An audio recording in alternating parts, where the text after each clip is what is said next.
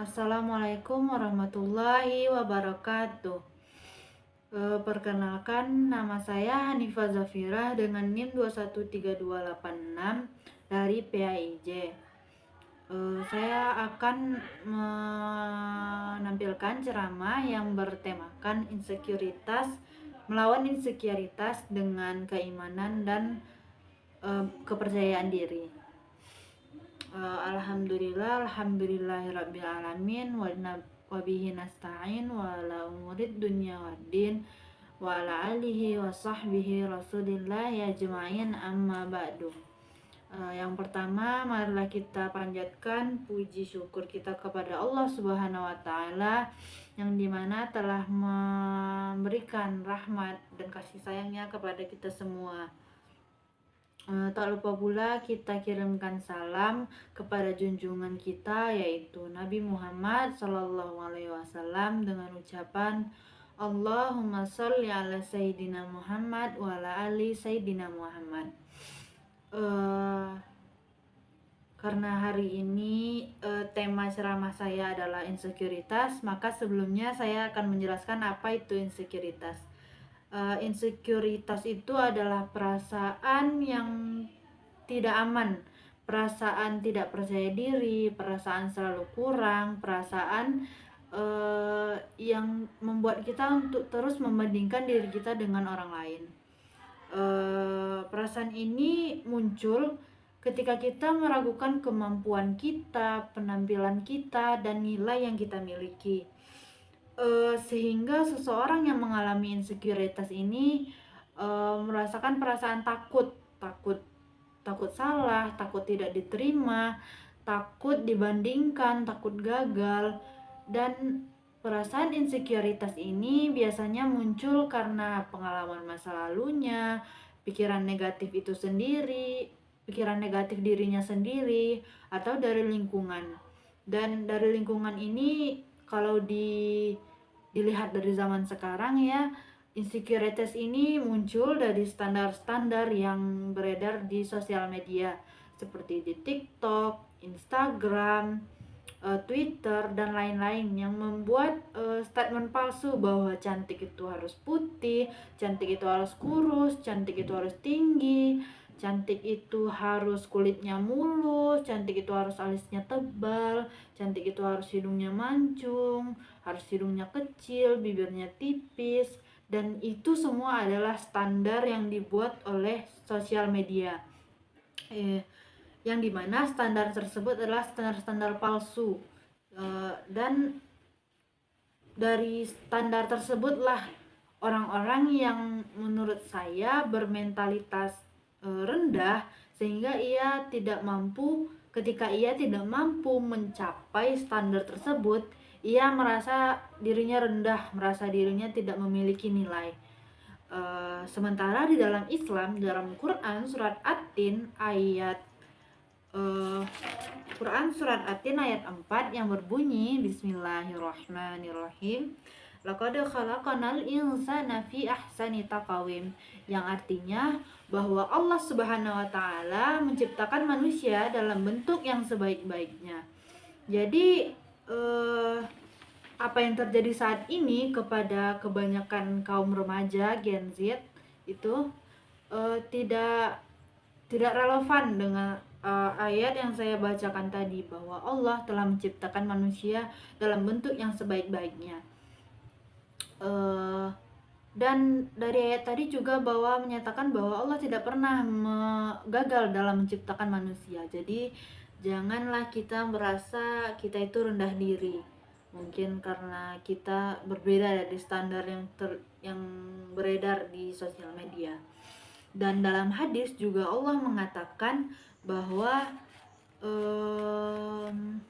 innallaha la yanzuru ila suwarikum wala ila amwalikum walakin yanzuru ila qulubikum wa a'malikum, yang artinya sesungguhnya Allah itu tidak melihat dari harta dan rupa kalian, tetapi Dia melihat hati dan amal yang kita miliki. Dari hadis ini juga kita tahu dan kita paham bahwa Allah tidak pernah melihat kita dari rupa yang kita punya atau dari harta yang kita miliki. Mau kita ganteng, mau kita cantik, atau kita putih, tinggi, ya, atau kita telah memenuhi standar fisik kita tadi, itu tidak akan ada artinya ketika kita tidak memiliki keimanan atau ketakwaan kepada Allah. Itu akan nol nilainya di mata Allah. Tidak bergunalah harta atau rupa kita jika tidak ada keimanan di hati kita. Jadi ketika ketika manusia melihat kekurangan kita, Allah melihat hati kita, apa yang ada di hati kita. Dan ketika manusia itu melihat kekurangan kita, Allah menghitung perjuangan kita. Misalnya perjuangan kita sebagai anak muda di saat ini, berusaha untuk menghindari zina, ketika perjuangan kita untuk menutup aurat, perjuangan kita untuk menolak tren yang bertentangan dengan syariat Allah, itulah yang dipandang Allah. Itulah yang mungkin ketika kita, insya Allah ketika kita ikhlas, maka Allah berikan nilai pahala di sana. Dalam Quran surat Ar-Ra'd ayat 25 juga dikatakan bahwa Bismillahirrahmanirrahim, ala bizikrillahi taqmainnul qulub, yang artinya dengan mengingat Allah hati kita tenang. Bahwa orang yang insecure itu, orang yang merasakan insekuritas itu terjadi karena ia kurang atau bisa jadi lupa kepada Allah, bahwa Allah tidak pernah melihat kita dari rupa kita, dari fisik kita. Dan pada zaman Rasulullah insekuritas ini sudah terjadi. Contohnya pada sahabat Nabi Abdullah bin Mas'ud. Abdullah bin Mas'ud adalah sahabat Nabi yang dihina karena tubuhnya kecil, kurus, pendek, dan saat dia memanjat pohon pun kedua betisnya itu terlihat seperti ranting kayu, dan kulitnya juga gelap, kasar karena ia seorang penggembala yang miskin. Jadi dengan standar sosial yang ada pada saat itu, Abdullah bin Mas'ud itu berada di standar sosial yang rendah. Namun meskipun begitu, sudah dia berada di standar sosial yang rendah sehingga dia diremehkan, namun sejarah Islam membuktikan bahwa Abdullah bin Mas'ud adalah sahabat pertama yang membacakan Al-Quran di depan kaum Quraisy, yang dimana saat itu Abdullah bin Mas'ud membacakan Ar-Rahman dengan suara lantang yang menyebabkan ia dipukuli oleh kaum Quraisy. Namun walaupun ia dipukuli sampai pipinya berdarah, sampai wajahnya berdarah, Abdullah bin Mas'ud hanya berkata, "Demi Allah, musuh-musuh Allah itu belum pernah terasa sekecil ini bagiku." Abdullah bin Mas'ud juga adalah sahabat yang paling mirip akhlaknya dengan Nabi, sampai Nabi Shallallahu Alaihi Wasallam bersabda tentangnya, "Man ahabba anna yasma'al Qur'ana ghadda kama unzila falyasma' mu'min." Artinya, siapa yang ingin mendengar Al-Quran sebagaimana diturunkan, hendaklah ia mendengarnya dari Ibnu Ummi Abdullah bin Mas'ud. Dan dari betisnya yang dihina tadi, betis Abdullah bin Mas'ud yang terlihat seperti ranting kayu tadi, Nabi dengan tegas berkata, dua betis Abdullah bin Mas'ud itu timbangan amalnya lebih berat di sisi Allah daripada gunung Uhud. Masya Allah. Dan ada pula sahabat Nabi yang bernama Bilal bin Rabah radhiyallahu anhu. yang dimana Bilal ini adalah salah satu sahabat Nabi yang juga berkulit hitam, dan ia berasal dari kalangan budak dari Umayyah bin Khalaf, salah satu pemuka Quraisy yang menentang keras ajaran Islam. Dan saat itu Nabi Muhammad menyebarkan ajaran tauhidnya, dan Bilal memeluk agama Islam saat itu.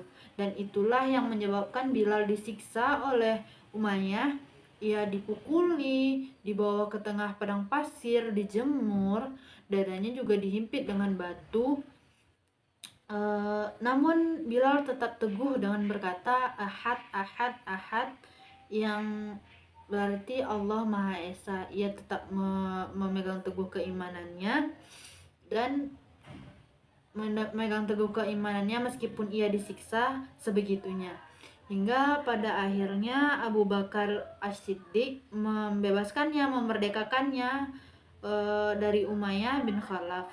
Dan sejak saat itu Bilal menjadi salah satu sahabat Nabi yang paling dekat dengan Nabi.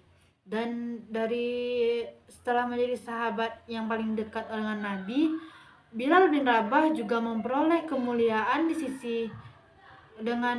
sisi Allah, dengan ia dipilih oleh Nabi langsung untuk menjadi muazin pertama yang mengumandangkan azan di kota Mekah, sehingga suaranya bergema di mana-mana. Dan juga Bilal bin Rabah pernah dikatakan oleh Nabi bahwa Nabi mendengar suara telapak kaki Bilal di surga, sebuah pertanda betapa tingginya kedudukan Bilal bin Rabah di sisi Allah. Dan ucapan tadi yang mengatakan bahwa telapak kaki Bilal terdengar di surga itu adalah satu-satunya ucapan kepada sahabat yang Nabi mengatakannya hanya kepada Bilal, tidak kepada sahabat Nabi yang lain. Bahkan dan saat Nabi meninggal, Bilal tidak pernah lagi mengumandangkan azan karena ia tidak sanggup kayak mengumandangkan azan. Nabi Muhammad tidak bisa mendengarnya. Dari kisah Bilal juga kita belajar bahwa kembali Allah berikan kita pelajaran bahwa keimanan atau kemuliaan seseorang itu bukan terletak kepada rupa fisiknya, bagaimana hartanya, bagaimana keturunannya, bukan terletak pada itu. Namun terletak bagaimana Bilal, bagaimana kita meneguhkan tetap teguh kepada keimanan. Mungkin dulu Bilal dipaksa untuk murtad, dan kini kita generasi muda itu dipaksa untuk mempertahankan syariat, mempertahankan sebagaimana Islam itu yang benar, bukan menormalisasikan sesuatu yang melenceng kepada syariat. Walaupun satu dunia melakukannya, jika itu haram maka itu tetap haram, ya teman-temanku. Dan nasihat ini juga kembali kepada diri saya sendiri. Sekali lagi saya dapat simpulkan dari kisah-kisah sahabat Nabi itu bahwa bukan dari lupa tapi dari keimananlah Allah memandang kita semua. Bagaimana kita teguh dalam menjalankan syariat, dan bukan hanya menjalankan syariat, kita juga harus menjalankannya dengan benar, dengan sesuai ajaran Islam, sesuai dengan tuntunan Islam, sesuai dengan ajaran yang sebagaimana diajarkan Nabi. Sekian ceramah singkat dari saya akhiri. Wassalamualaikum warahmatullahi wabarakatuh.